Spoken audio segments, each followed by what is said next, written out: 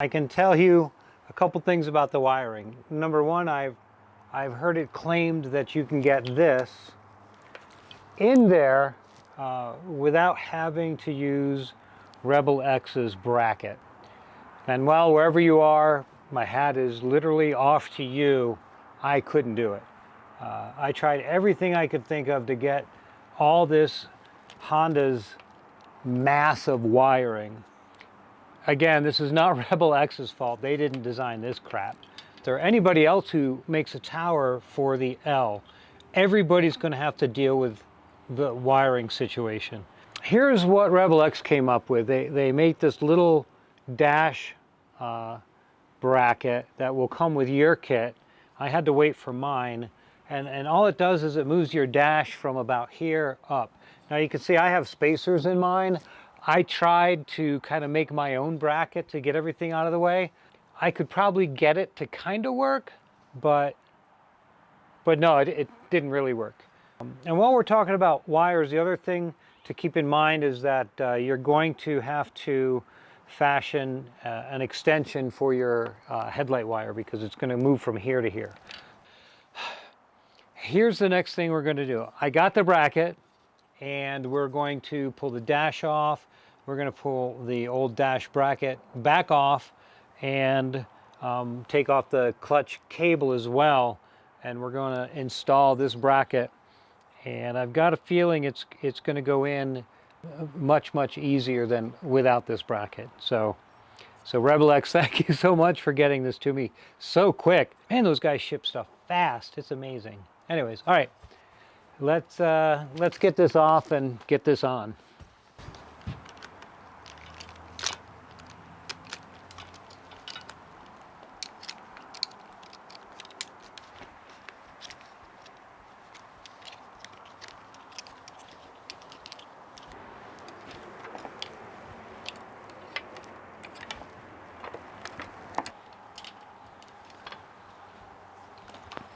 All right, bracket's off, so the next thing is to take the clutch cable off so we can feed it back out of its little guide.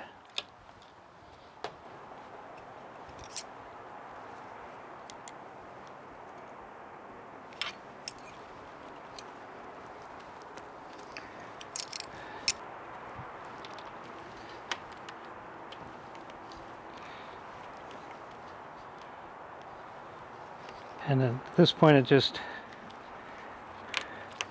pops off. Pull this off.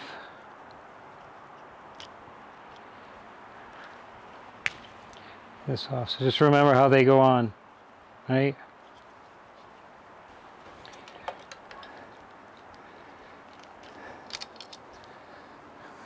And there's the OEM bracket. All right, now we have the Rebel X bracket. We're going to run our clutch cable through that. Put your little adjuster hoosie on there, if you can get it on there. So that's the size of the hole, and you got to get it over this. I'm just saying.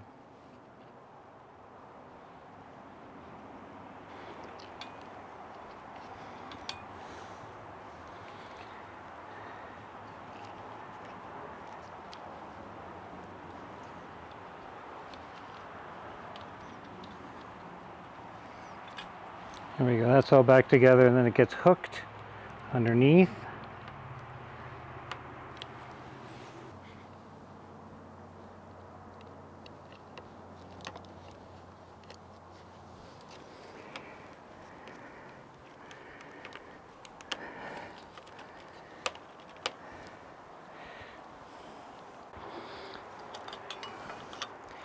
Put our bracket back on.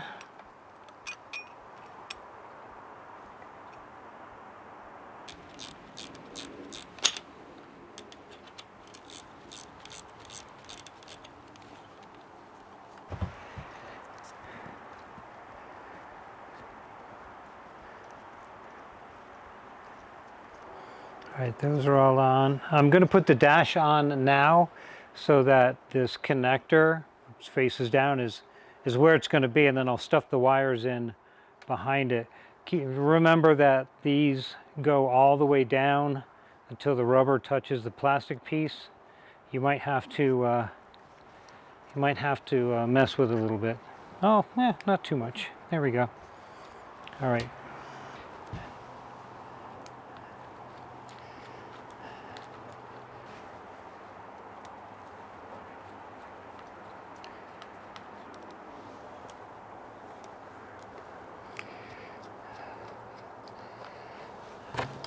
For the fun part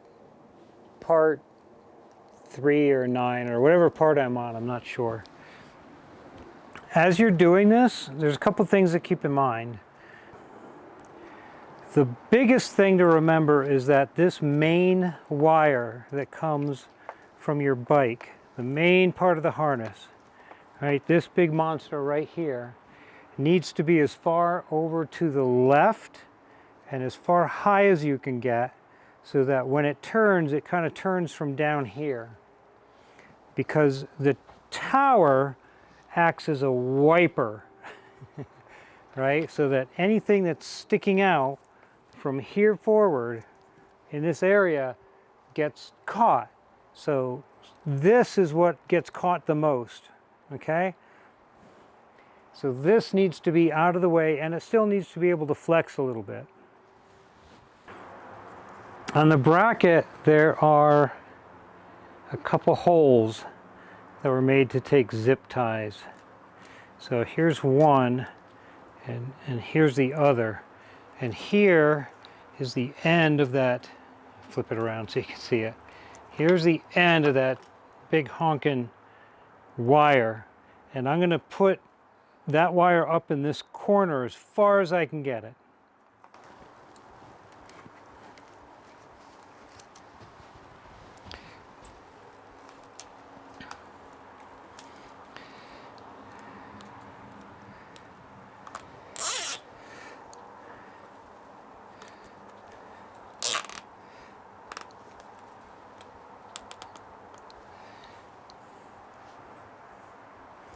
There we go. So that's all the way back, all the way left, and as high as I can get it.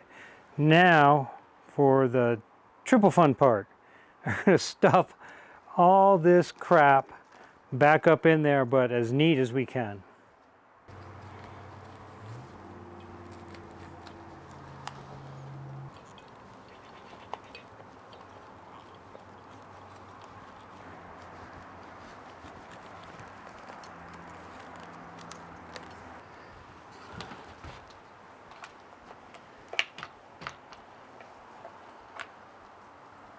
Okay, now we just got to fix this. This is where our brake line touches the side of the tower.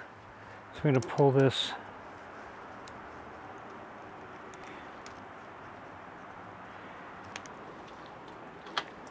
These are your brake line guide. Rebel X says that you should take this one off and just run the upper one. What I've found is it will still touch. It still touches. They say they haven't had any wear issues, okay? So what I did, just, I don't know, because I'm weird, is I added this little spacer and just moved this one out, and I'll probably move this one out as well. Here's where it goes, and here's where it wants to go. Again, if you take the bottom one off, I think everything will be fine. It just touches, and that's just me. So Rebel X says everything's fine. Just remove the lower one so that the brake line can flex around the tower. What I've done is I've gotten a nylon spacer with a hole and an I think this is an M6 bolt. I'll put it up there out of a bolt kit. But again, according to Rebel X, all you have to do is pull the bottom one off, and the brake line has enough room to flex around the tower. There you can see it hits, it touches right here and kind of up through here.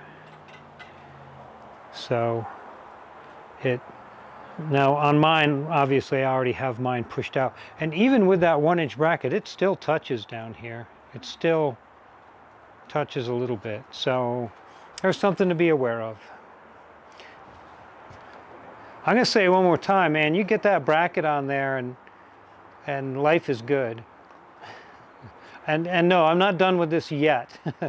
We're gonna talk about how to fix some issues, safety issues I have with this whole thing. But for right now, I just wanted to quick throw out there the fact that Herbalex says take this one off, leave this one on, so your so your brake line's not doing that all over the place, and everything should be okay. The bike is now all wired up. It really wasn't that hard once I got Rebel X's dash relocation bracket and moved everything up and out of the way. That made a huge difference in wiring the bike up. And again, keep in mind that my bike isn't stock. I have extra doodads on it that I had to make room for. I'm slowly coming to realize that if you have basically a stock bike, this kit is probably a breeze. If your bike is not stock and you've done a couple things to it, you might have to work it a little bit. But so far it hasn't been that hard. The hardest part is right here, is getting the wires up and out of the way and attaching everything else. I've changed a couple things since the last wiring video. You can see that I've used Violi straps or ski straps. I've had skis sit in the back of my truck for like 2-3 seasons, bounce around all summer long, all winter long. Never took them out and used them, and the ski straps are still solid. So for keeping shit together, I really trust these things. So I ended up using a combination of ski strap and some zip ties in there to zip tie specific things. But ultimately, I got everything to work super smooth. One of the things I've changed is my positive and negative wires now come off of this side, and it just made life easier with fewer wires over on this side of the bike. Over here, let me show you what I've done and what I recommend you guys do. All your wires need to come from as high up as you can get them. They need to come down as low as you can get them, and there needs to be enough flex in that L shape that you're creating that as things move, nothing gets bound up. As you can see, I've got everything super nice and neat, wrapped up, and I can go lock to lock without hitting anything.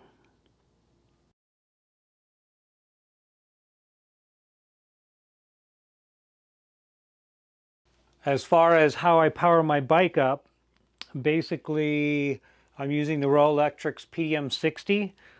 It's an electronic fuse box, for lack of a better word, and you can program it for different amperages to pop at.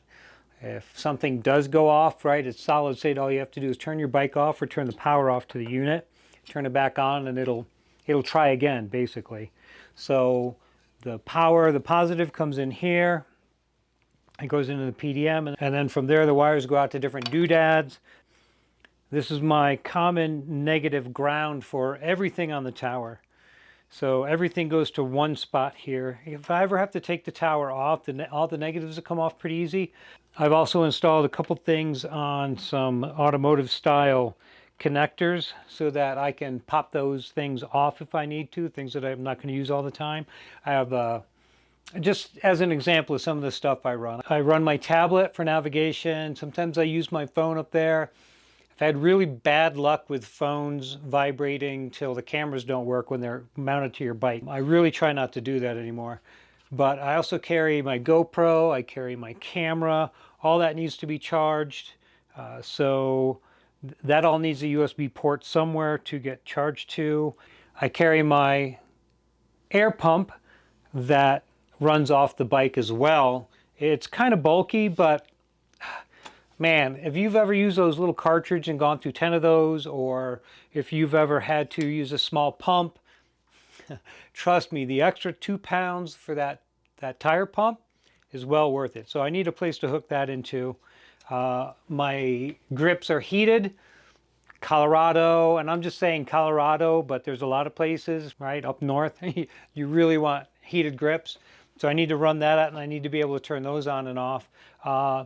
My point is I just have a lot of different things that I run off of the motorcycle. So my wiring is not typical. It's kind of involved.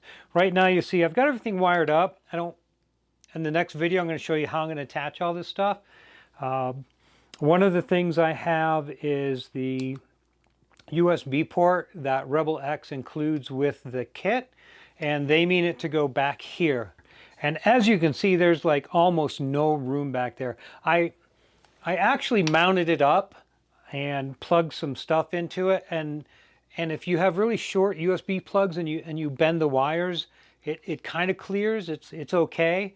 I'd rather not risk it, so I'm going to mount this over here. I'm going to make a mount that's going to go to my tire for all my switches. They also give you that little blue switch. If you can reach your hand down there, I mean, I guess you can. I can touch it, but it's certainly not convenient. So I'm not going to use those back parts for anything wiring. All my wiring is going to end up somewhere in my tower, and like I said, I'm working on making, for the next video, a switch plate that's going to go right here. Thank you guys for tuning in. I really appreciate it. And for the people who have had an extreme amount of patience as I went through this project, I really, really appreciate it. As you can see, right, we're in a third, fourth new location. The weather in Colorado has been bad.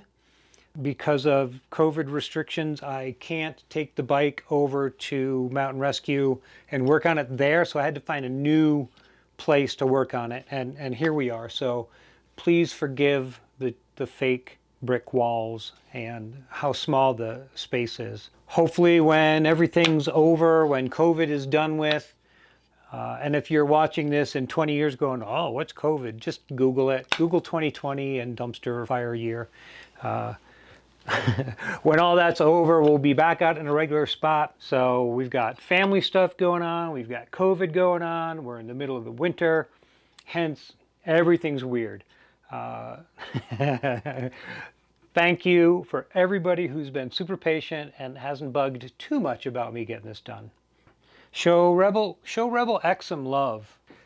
They made a really good kit. I need to throw that out there. The kit is really, really nice. It's super quality. It's Honda, and this stuff, this is Honda's fault for making such a mess. Anyways, I'm going to shut up now, and we're going to get all these switches that I got hanging all over the place installed. Okay, see you guys in the next video. Thank you for watching.